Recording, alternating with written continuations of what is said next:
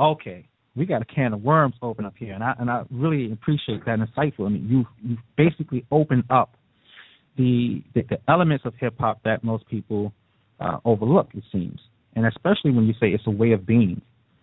It's a form of expression, art, language, music, DJing, dancing, and not just rap or rap of a particular sort. That's really insightful. So I want to ask you this: how did you get into this kind of culture? What drew you here? Because there are many people, I'm sure, who would consider themselves to be fans of hip hop. Many people who probably have a certain number of favorite singers or songs and maybe know every line to everyone. But you are a practitioner of hip hop. How did that happen? How did you become a hip hopper? Well, I didn't get into hip hop. Hip hop got into me. So hip hop was like the very air we breathed. I was born in 1973 in Brooklyn. By the time I was 6 or 7 years old, the record The Breaks by Kurtis Blow had come out. Prior to that, in 1979, Fatback King Tim had dropped. There was a joint called Fatback King Tim that dropped. But that wasn't all over the streets like The Breaks were. These are the breaks. And by the time The Breaks dropped, all of the other elements of hip-hop had already been in effect. So graph art was nothing new.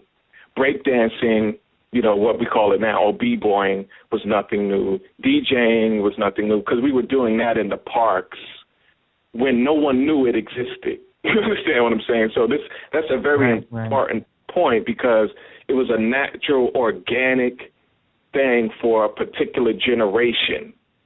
And so also there was already street fashion and street entrepreneurialism. So also a part of that was the 5%ers and the park jams and just the general New York culture that existed in the black communities, particularly black, Puerto Rican, and any other white kids or any other people who happened to be around.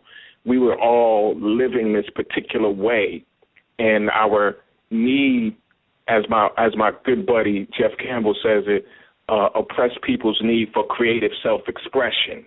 That was our creative self-expression. So it was being shown all over the walls. The music was playing in the parks. It was disturbing our elders. You know what I'm saying? But it was us being us, as we knew how to be, as we were born to be. So as a kid, I had no idea that this was something new. I didn't know that a rap record was something that was new and hadn't been before. By the time I was aware, 6 and 7 years old, and gaining memories, hip hop had just been a part of life. I didn't know any other way of being. So New York urban culture is just basically who I was. So I tried my hand at all the elements. It was only natural to do so. And so it was until the years of, say, 1988 and 1989, and that's when hip-hop music got serious, and I realized that it wasn't just about the music, that there was a higher principle or power at work in the music for those who were seekers.